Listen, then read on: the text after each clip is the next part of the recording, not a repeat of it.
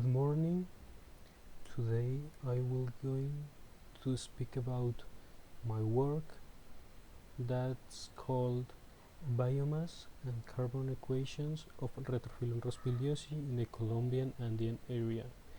This work is in collaboration with Roger Riascos and me, Camilo Ruiz. That is with the proposed in research mode to obtain the title of forestry engineer. The director of this work is PhD Jorge Andrés Ramírez Correa. Approach to the problem. Tropical Podocarpaceae are distributed in 5 genera and 4 species. The Podocarpaceae in Colombia have present a decline of almost 30% in the last 4 decades.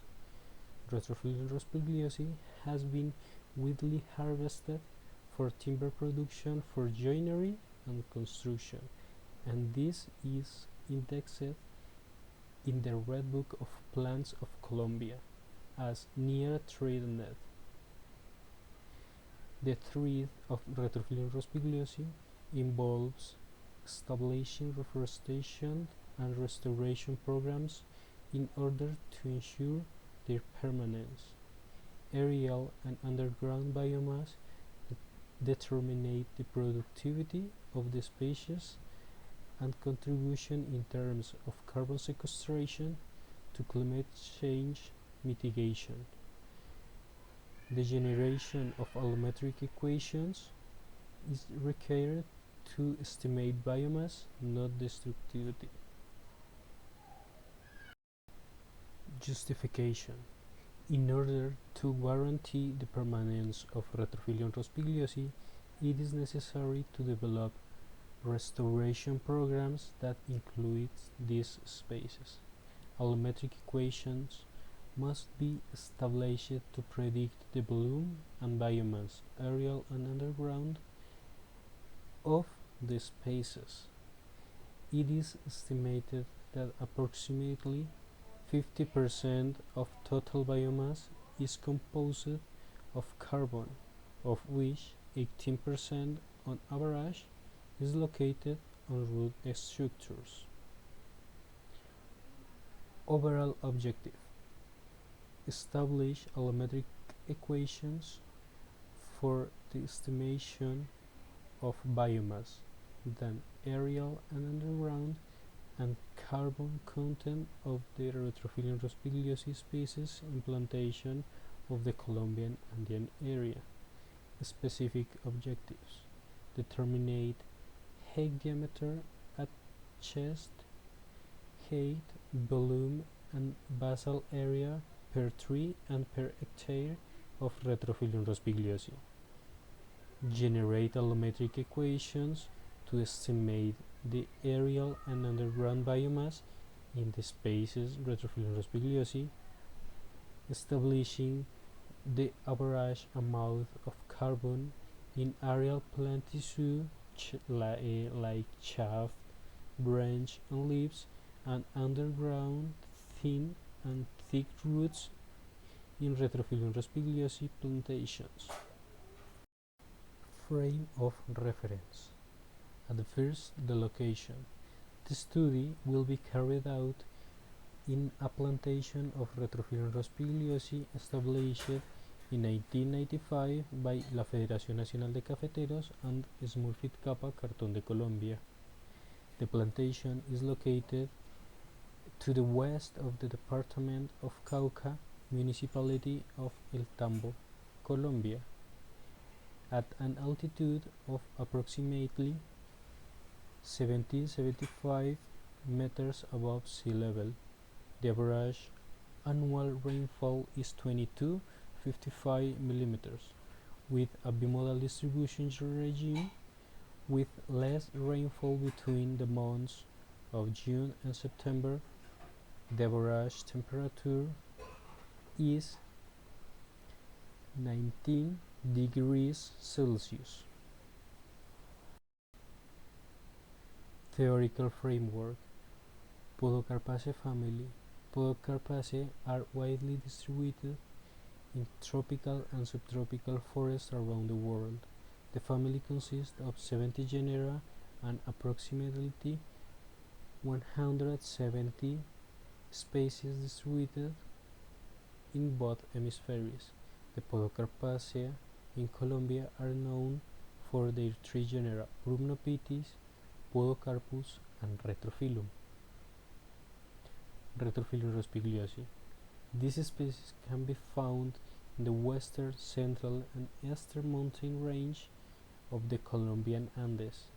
Its optimal development occurs in places with annual rainfall greater than 2000 millimeters, altitudes between 1470 and 2400 meters above sea level, that is, in very humid lowland mountain forest life zone.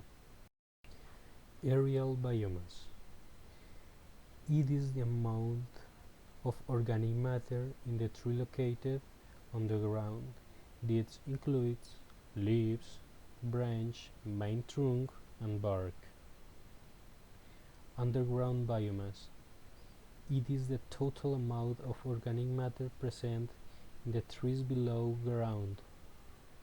Like root biomass, can be classified in two types, thin root and thick roots. Methods for estimated aerial underground biomass.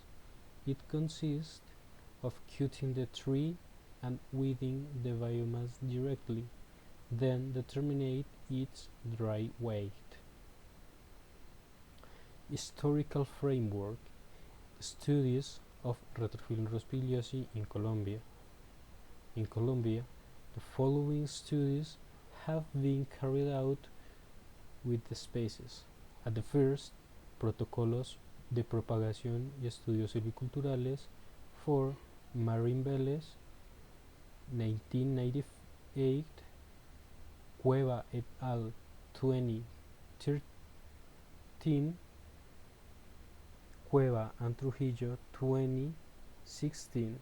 At the second, Anatomía de la Madera by Vázquez and Alcántara 29, Suelos y dependencia micorrizal by 1026.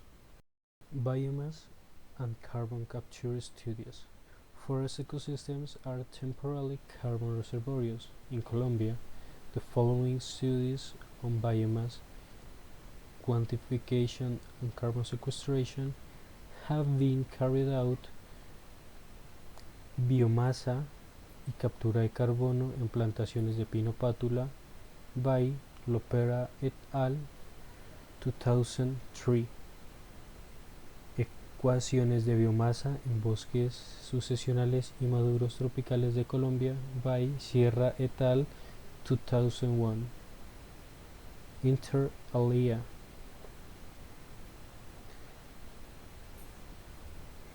Methodology.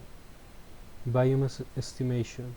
The following dasometric variables will be measured: diameter at the chest height, DAP, total height, the diameter structure of the stand will be determined, tau histograms of diametric classes with intervals of 5 cm between 5 and 30 cm in diameter.